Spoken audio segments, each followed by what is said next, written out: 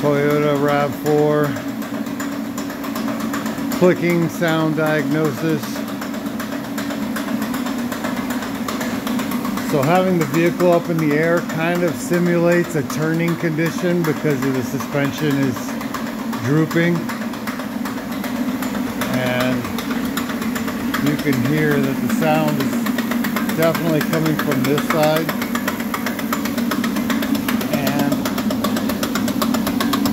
Coming from that axle right there on the inner side of it. And you may think that it's coming from the driver's side because it kind of radiates. The sound will radiate from that side to that side. And since you're sitting on that side, you would hear it more.